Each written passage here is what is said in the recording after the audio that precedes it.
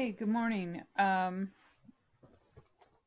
going to read chapter 11, uh, Instinct. When Grandpa down on the hill was a young man, there'd been herds of livestock spread across the mountain, and they were tended on horseback. Grandpa's ranching horses were the stuff of legend. Seasoned as old as leather, they moved their burly bodies delicately as if guided by the rider's thoughts. At least that's what I was told. I never saw them. As Grandpa got older, he ranched less and farmed more until one day he stopped farming. He had no need for horses, so he sold the ones that had value and set the rest loose. They multiplied, and by the time I was born, there was a whole herd of wild horses on the mountain. Richard called them dog food horses. Once a year, Luke, Richard, and I would help Grandpa round up a dozen or so to take to the auction in town, where they'd be sold for slaughter. Some years, Grandpa would look out over the small, frightened herd bound for the meat grinder, at the young stallions pacing, coming to terms with their first captivity, and a hunger would appear in his eyes. Then he'd point to one and say, "Don't load that in. That un will break." But feral horses don't yield easily, not even to a man like Grandpa. My brothers and I would spend days, even weeks, earning the horse's trust just so we could touch it.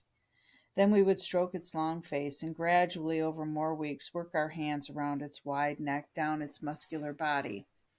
After a month of this, we'd bring out the saddle, and the horse would toss his head suddenly with such violence that the halter would snap or the rope break.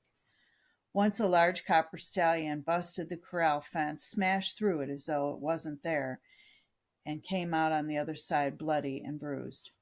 We tried not to name them, these beasts we hoped to tame, but we had to refer to them somehow. The names we chose were descriptive, not sentimental. Big Red, Black Mare, White Giant. I was thrown from dozens of these horses as they bucked, reared, rolled, or leapt.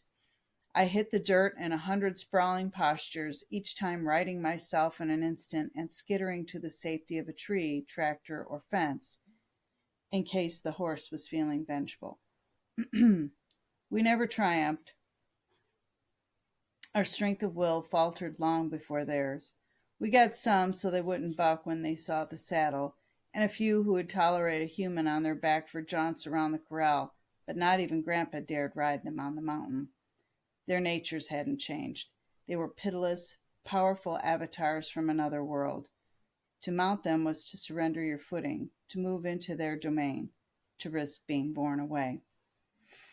The first domesticated horse I ever saw was a bay gelding, and it was standing next to the corral, nibbling sugar cubes from Sean's hand. It was spring, and I was 14. It had been many years since I'd touched a horse. The gelding was mine, a gift from a great uncle on my mother's side. I approached warily, certain that as I moved closer the horse would buck or rear or charge. Instead, it sniffed my shirt, leaving a long, wet stain. Sean tossed me a cube. The horse smelled the sugar, and the prickles from his chin tickled my fingers until I opened my palm. "Want to break him?" Sean said. I did not. I was terrified of horses, or terrified of what I thought horses were. That is, 1,000-pound devils whose ambition it was to dash brains against rock. I told Sean he could break the horse. I would watch from the fence. I refused to name the horse, so we called him the yearling.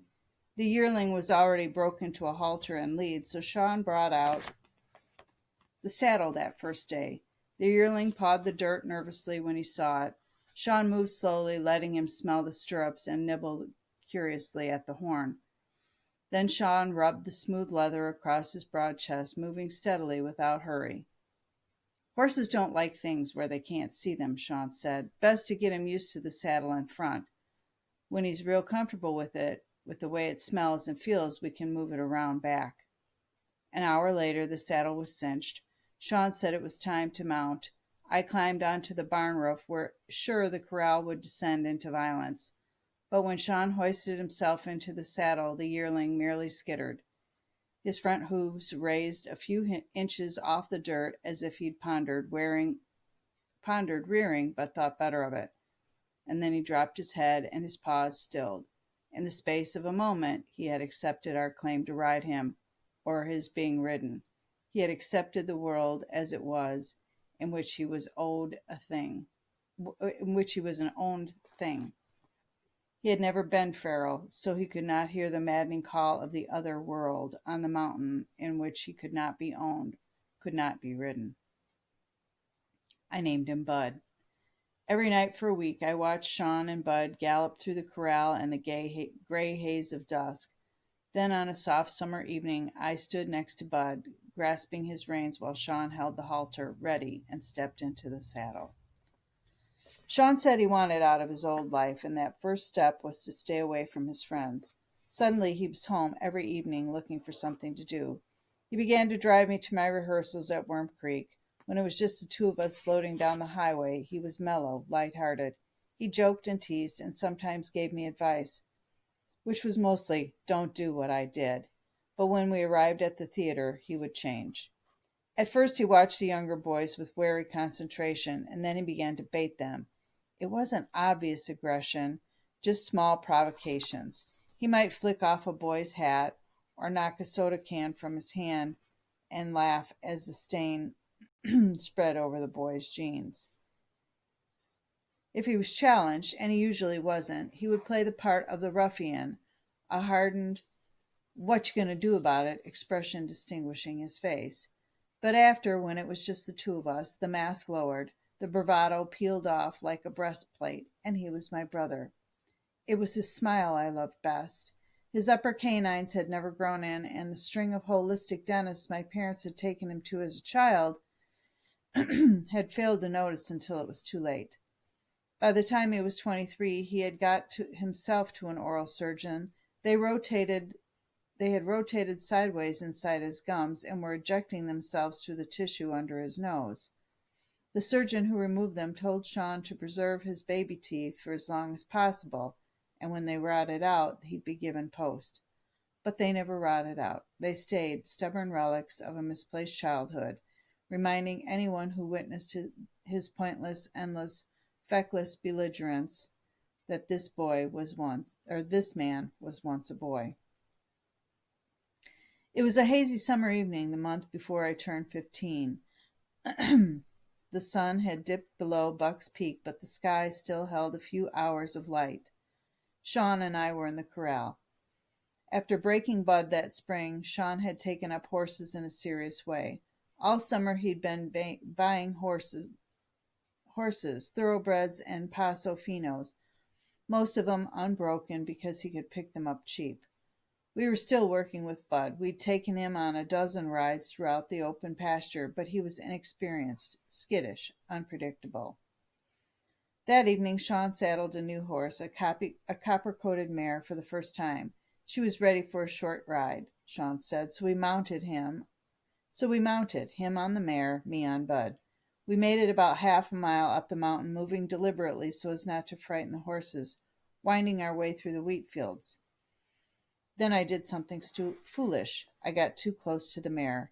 She didn't like having the gelding behind her, and with no warning she leapt forward, thrusting her weight into her front legs, and with her hind legs kicked Bud full in the chest. Bud went berserk. I'd been tying a knot in my reins to make them more secure, and didn't have a firm hold. Bud gave a tremendous jolt and then began to buck, throwing his body in tight circles. The reins flew over his head. I gripped the saddle horn and squeezed my thighs together.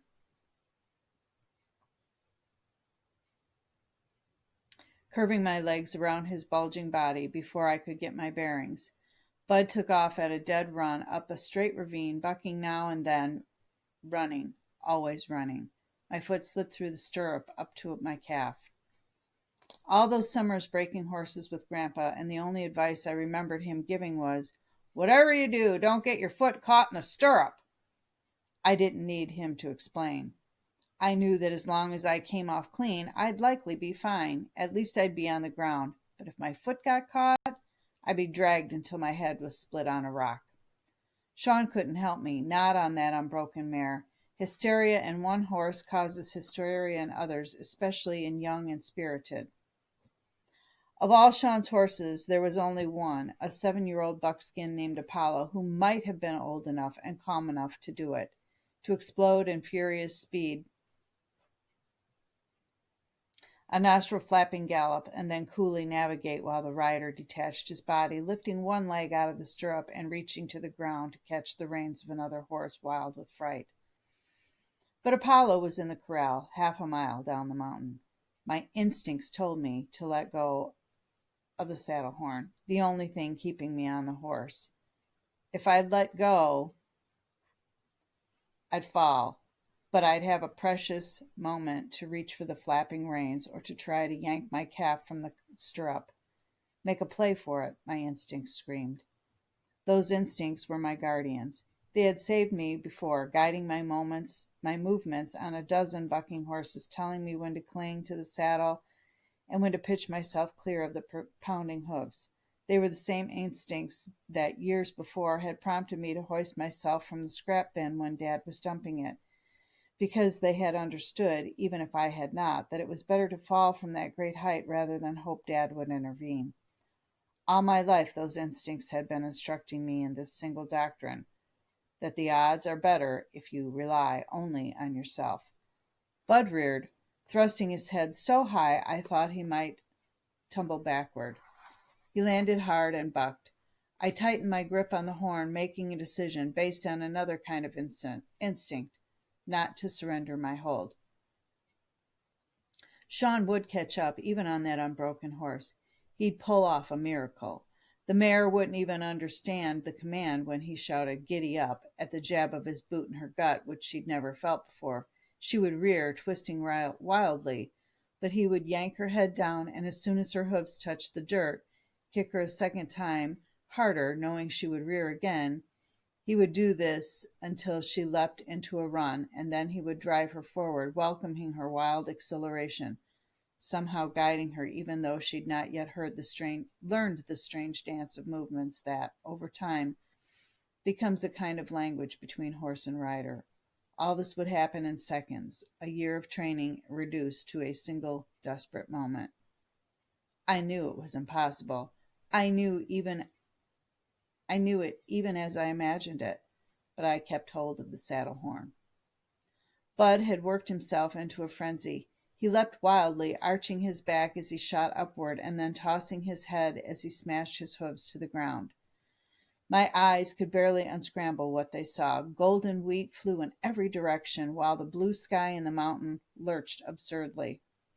I was so disoriented that I felt, rather than saw, the powerful penny-toned mare moving into place beside me. Sean lifted his body from the saddle and tilted himself forward toward the ground, holding his reins tightly in one hand while, with the other, he snatched Bud's reins from the weeds. The leather straps pulled taut. The bit forced Bud's head up and forward. With his head raised, Bud could no longer buck, and he entered a smooth, rhythmic gallop. Sean yanked hard on his own reins, pulling the mare's head toward his knee, forcing her to run in a circle. He pulled her head tighter on every pass, wrapping the strap around his forearm, shrinking the circle until it was so small the pounding hooves stood still. I slid from the saddle and lay in the wheat, the itchy stalks poking through my shirt. Above my head the horses panted, their bellies swelling and collapsing, their hooves pawing at the dirt.